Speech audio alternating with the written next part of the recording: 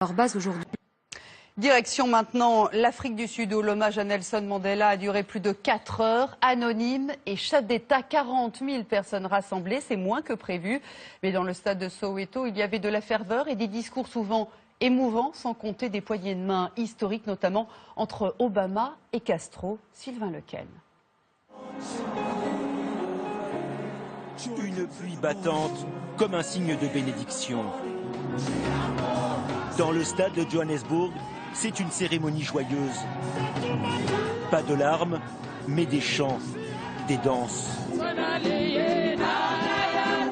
Une immense ferveur en hommage à l'un des géants du XXe siècle. Le monde comme Nelson Mandela en rêvait. Des Noirs aux côtés de Blancs, un peuple uni, le combat d'une vie. Une famille soudée qui oublie un moment ses querelles d'héritage. Winnie, l'épouse des années de lutte, qui enlace grâce à Machel, la compagne de ces dernières années. Une cérémonie de paix. Durant un instant, les ennemis héréditaires mettent leurs différends de côté. Image historique, inattendue. Barack Obama vient serrer la main du président cubain, Raúl Castro. Un peu plus loin, Bill Clinton, l'ancien président démocrate, discute avec George Bush, le républicain. François Hollande et Nicolas Sarkozy sont côte à côte pour célébrer Mandela, le réconciliateur. Sa figure tutélaire plane un peu plus sur le stade lorsque le premier président noir américain prend la parole sous les acclamations.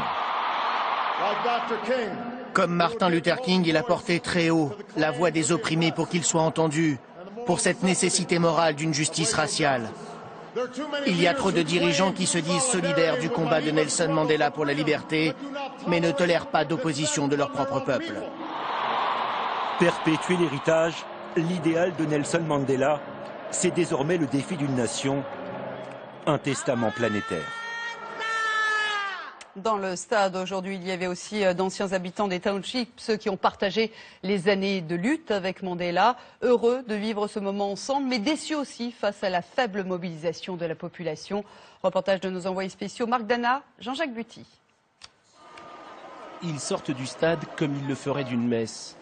Outre la centaine de chefs d'État présents, un invité surprise semble lui avoir un peu gâché leur fête. Un déluge de pluie. Je suis un peu déçu, je m'attendais à ce que le stade soit plein à craquer. Maintenant nous sommes soulagés. Notre héros nous a quittés et la vie doit continuer. Pour certains, la journée a commencé dès l'aube. Sur ce quai de la gare de Johannesburg, on attend les trains spéciaux qui mènent directement au stade. Un jour de deuil, célébré comme un jour de fête. Je veux participer à tout cela et exprimer tout ce que je ressens pour ce grand homme qu'était Mandela. Il est mon héros, il nous a rendu la liberté. On est là pour lui. L'entrée dans les wagons est chaotique et bon enfant. Des wagons qui, plusieurs heures avant la cérémonie, ont déjà des allures de stade. Nous les Noirs, nous venons de très très loin. Alors maintenant que nous sommes libres, on fête cela. Une des chansons les plus souvent reprises dans ces wagons est le célèbre Shosholoza, chanté pendant les années de lutte de l'ANC. Il signifie « continue à aller de l'avant » comme un symbole, alors que l'Afrique du Sud est en train de tourner une des pages de son histoire.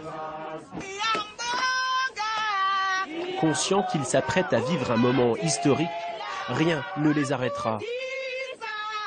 Leur train tombé en panne entre deux gares, ils poursuivront leur pèlerinage en taxi collectif ou à pied sous des trompes d'eau. La foule était moins nombreuse que prévu, mais même dans la mort, Nelson Mandela fait toujours l'unanimité. Comme s'il était passé du statut de père de la nation à celui de Dieu protecteur de l'Afrique du Sud.